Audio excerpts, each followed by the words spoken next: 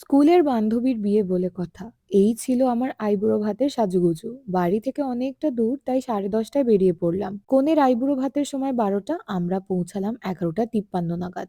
আমরা খালি ভাবছি এই রে বড্ড দেরি হয়ে গেল। কিন্তু তখনও দেখি ইনি রেডি হচ্ছেন। নিজের নেল এক্সটেনশন নিয়ে আমাদের মিষ্টি কনে ভীষণ উত্তেজিত হয়ে পড়েছিল। উফ, ব্রাইডাল আইব্রো ভাত, আইব্রো ভাত। দেখি দেখি দেখি। আচ্ছা, দেখি দেখি দেখি।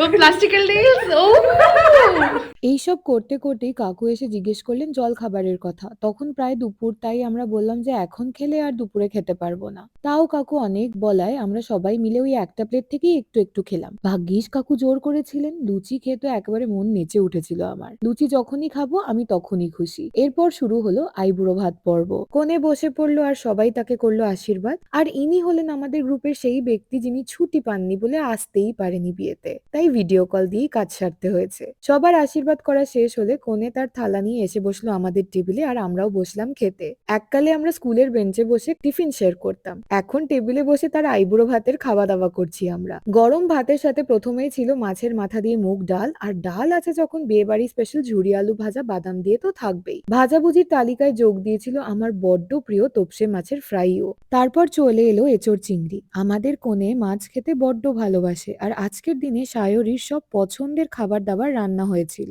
এবার মাছের পালা। আগেই পাতে পড়লো সর্ষে পাবদা, যেটা অপূর্ব খেতে হয়েছিল। এমনিতেও আমার পাবদা মাছ দারুণ লাগে, আর তার উপর সর্ষে বাটা দিয়ে বানানো, উফ। পাবদা মাছের পর ছিল পালা চিংড়ি মাছের মালাইকারির। সচরাচর আজকাল আর আমি বড় সাইজের চিংড়ি তেমন খাই না, সেদিন ইচ্ছা হলো বলে খেলাম, ভীষণ ভালো লাগলো অনেকদিন পর। ছিল টমেটোর চাটনি আর পাঁপড়। শেষ পাতে মিষ্টি মুখের জন্য ছিল রসগোল্লা, সন্দেশ আর আইসক্রিম। আমি রসগোল্লা আর আইসক্রিমটা খেলাম, তারপর কোনোভাবে নড়ে চড়ে নিচে নামলাম কনের ঘরে। এবার বসে পড়লাম সবাই লাইন দিয়ে। সায়রি পড়বে আলতা বিয়ের দিন, কিন্তু আমরা বসলাম মেহেন্দি পড়তে।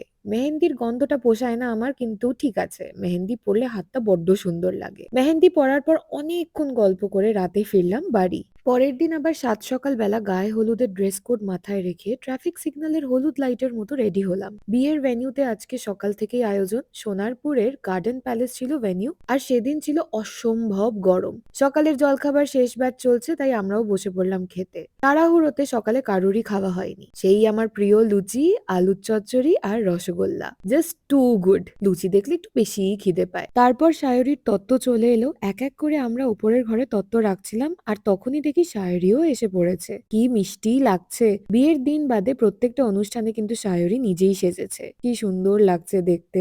অবশেষে শুরু হলো সায়রির গায়ে হলুদ। গায়ে হলুদ শেষ হয়েছে ঘড়িতে তখন বাজে প্রায় 1:45। বিকেলে বিয়ের লগ্ন 6:30, আর আমাদের বাড়ি থেকে ভেন্যু প্রায় 20 কিলোমিটার দূর, তাই আমরা চটপট বসে পড়লাম দুপুরের খাওয়া সারতে। খাওয়া দাওয়া ছিল একেবারে ছিমছাম, কারণ রাতে এলাহি আয়োজন। মেনুতে ছিল গরম ভাত, একটা ভীষণ সুন্দর খেতে পাঁচমেশালি তরকারি, যেটা আমি দুবার নিয়েছি, এতটাই সুস্বাদু ছিল। সাথে ছিল ঝুরি আলু ভাজা আর কাতলা মাছের কালিয়া। হ্যাঁ হ্যাঁ, আমি শেষ পাতে চাটনি পাঁপড় খাওয়ার সময় আবার আলু ভাজা নিয়েছিলাম। আমি না কোনো সিকোয়েন্স ফলো করি না। জীবনটা বড়ই ছোট, আমার যখন যেটা ইচ্ছা হয় আমি চুপচাপ খেয়ে নিই। এইবার বিকেলে কোণে না আমরা সবাই দেরি করে ফেলেছি। রাস্তায় যা জ্যাম, মনে হচ্ছিল পুরো শহরের লোকজন আজকেই বিয়ে করতে বসেছে। দেরি হয়ে গেছিল বলে যাবার পথে আর কিরম সাজগোজ হয়েছে দেখানো গেল না। বাড়ি ফিরে ছবি ভিডিও তুলেছি, ভিডিওর শেষে দেখাবো। সায়রির সাথে দেখা করে স্টার্টার্স খেতে চললাম আমরা। ছিল চিকেন টিক্কা কাবাব, চিকেন মালাই কাবাব, ক্রিস্পি চিলি বেবিকর্ন, ভেটকি চিংড়ি পপকর্ন আর পনির ফ্রিটার্স। আমি হলাম সেই ক্যাটাগরির মানুষ যে স্টার্টার্স খেয়ে অর্ধেক পেট ভরিয়ে ফেলে।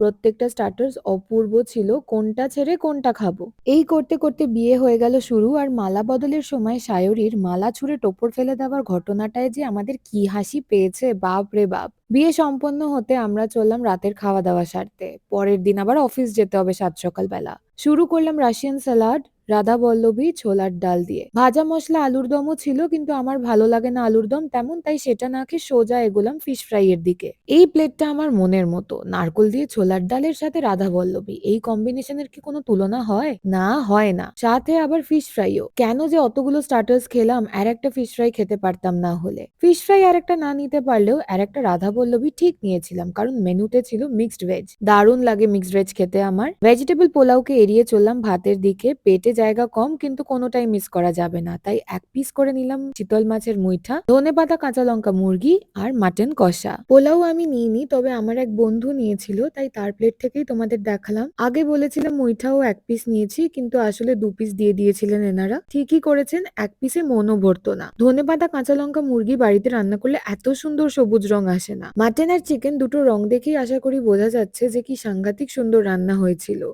শুধু মাটন চিকেন কেন, প্রত্যেকটা রান্না দুর্দান্ত। খুব তৃপ্তি করে খেয়েছি। পেট তো শেষ, কোনো জায়গা নেই, না থাকাটাই স্বাভাবিক। আমের চাটনি, পাঁপড়, গোলাপ জামুন, কালাকাঁদ, ম্যাঙ্গো ক্ষীর, আইসক্রিম আর পান, এত কিছুর মধ্যে ম্যাঙ্গো ক্ষীর, গোলাপ জামুন আর একটু আইসক্রিম খেলাম আমি। এই ছিল আমার লুক। এখন তো পুরো ঘেমে নিয়ে শেষ। গত ২ দিন এত আনন্দ করার পর যে পরের দিন অফিস যেতে হবে সেটা ভেবেই কান্না পাচ্ছিল। যাই হোক, ভীষণ ভালো কেটেছে সময়টা। খুব মজা করেছি।